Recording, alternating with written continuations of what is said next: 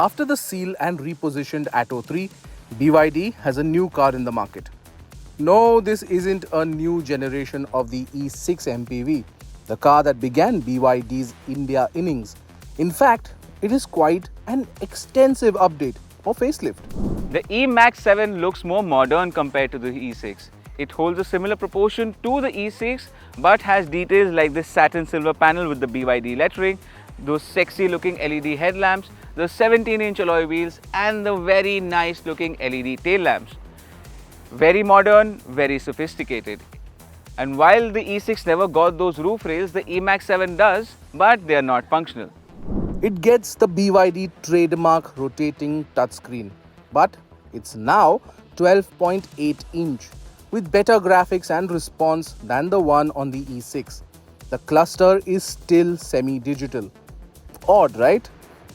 The E6 only had a bench at the back, but this one has the option of a bench or captain seats because BYD finally has a 3-row car. And you know, that third row is not at all cramped. There's roof-mounted AC vents for all rows and a fixed glass panoramic roof. You even get a set of USB-A and USB-C ports in the first and second row, but not in the third. The eMAX7 makes 201 brake horsepower and develops 310 Newton meters. It's adequate for an MPV, but it's no sports car, so don't treat it like one. It's supposed to be very comfortable for the passengers and it sticks to that brief. It's very maneuverable in the city and that's good, very good. But you know what? The rear passengers will be very comfortable in this car regardless of whichever row they are in. Despite being a pretty heavy facelift, BYD has managed to keep prices at similar levels as the E6.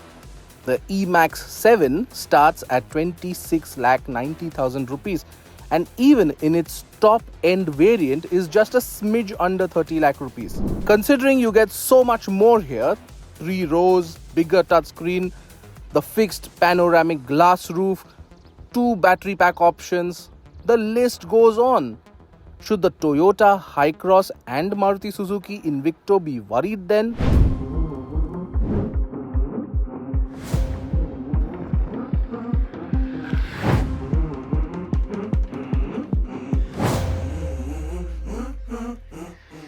BYD has already received almost 1,000 orders for the eMAX7, indicating there's a decent demand for a slightly luxurious 3-row electric MPV.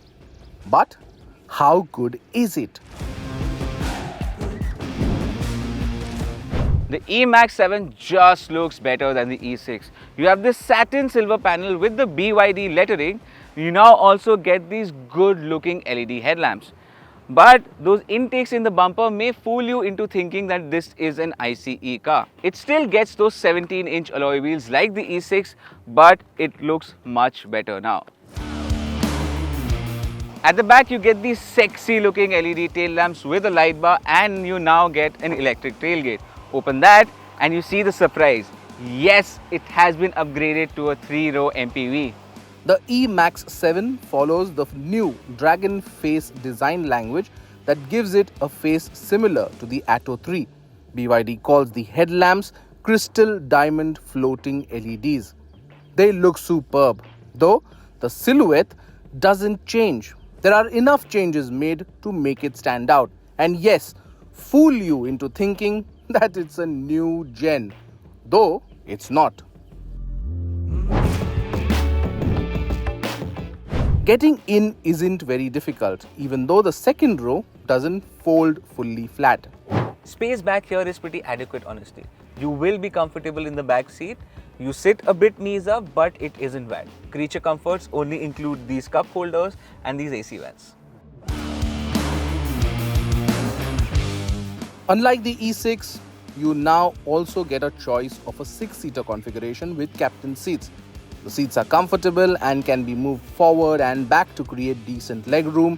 Headroom is also good, and the fixed glass panoramic roof helps make the cabin feel more spacious.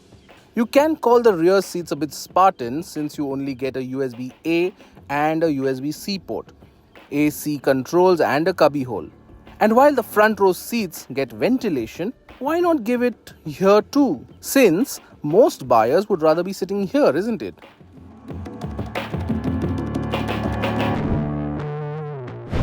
We've seen the steering wheel earlier, haven't we? Yes, it's the same steering wheel as the Seal U DMI that Siddharth drove in Germany. And we brought you an exclusive review of that hybrid SUV. Click the link in the description to go and watch that. Apart from the steering wheel, what has also changed is this. Yes, you get a bigger and better touchscreen in this. A 12.8-inch unit with much better graphics and good response. And being a BYD, it still rotates. How cool is that? And you get inbuilt apps like Spotify, and you get wireless Android Auto and Apple CarPlay connectivity. But if you go into settings, you go into system settings, more, and into languages, you can scroll down to see it gets Hindi. Yes, just like it did in the BYD Seal U DMI that Siddharth drove in Germany. But still, AC controls are embedded inside the touchscreen. But you know what? There are shortcuts. Use these 3 fingers to gesture up and down to change the temperature, or you slide them left and right to change the fan settings. However, there is only one physical control for the AC, and that is to turn it on or turn it off. The AC on-off switch is placed in the center console, and there are other physical controls too, like a volume dial, a few buttons and 2 toggles for the drive and regen modes. Despite a facelift, the eMAX7 still gets a semi-digital instrument cluster with a 5-inch screen. A slight miss, we feel. But there's a wireless charger along with cooling function, and the front seats are power adjustable. BYD has given the eMAX7 6 airbags, and that's 2 more than the E6. And then you also have anti-lock braking system, ISOFIX child seat mounts, 360-degree camera, 3-point seat belts with reminders for all seats, and all these are standard. The superior variant also gets 11 ADAS functions such as adaptive cruise control, autonomous emergency braking, lane departure warning, among others. The ADAS isn't very intrusive, and the lane keep assist gives you decent feedback too. Don't ask about crash test ratings, we do not have answers there. The eMAX7 gets 2 variants, premium and superior, and both have different battery packs. The base trim gets a 55.4 kilowatt-hour battery, good for around 420 kilometers. And the top spec that we are driving gets a larger 71.8 kilowatt-hour battery with around 530 kilometers of range. The smaller one supports 89 kilowatts of DC charging, while the larger one supports 115 kilowatts. Both take around 37 minutes to charge from 0 to 80% with an 80 kilowatt fast charger. The lower premium trims produce less power but the same torque, even though it has the same electric motor. The 201 brake horsepower and 310 Newton meters in the eMAX7 feel adequate. There's no earth-shattering performance, but being an EV, you are pushed back into your seats a little bit. And that's okay because it's supposed to be a comfortable people mover. There's quite a bit of body roll, and that's strange because most of the weight is lowered down because of those floor-mounted batteries. And that's a trade-off you'll have to live with because of the soft suspension setup.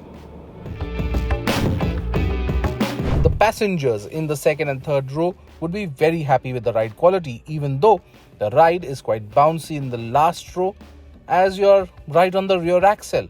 It is still comfortable. The other half of the trade-off is the good ride quality that the eMAX7 has to offer.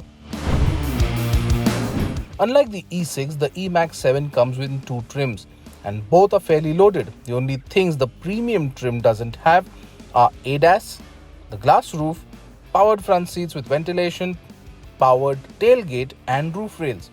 Yes, you're not really missing out on anything, which is great. The premium trim is priced between 26,90,000 rupees and 27,50,000 rupees, while the superior trim costs 29,30,000 rupees and 29 90,000 rupees for the 6 and 7 seat variant respectively. Interestingly, the superior trim is priced just 15,000 rupees more than the E6. So, the eMAX7 drives like a comfortable people mover, and that's okay. It's not meant to be a sporty car, it's meant to be comfortable and a mile muncher, which it can do adeptly. And it's going to give a stiff competition to the Innova, Hycross and Invicto. It will outsell the E6, which sold around 1700 units. But by how much? We'll have to wait and see.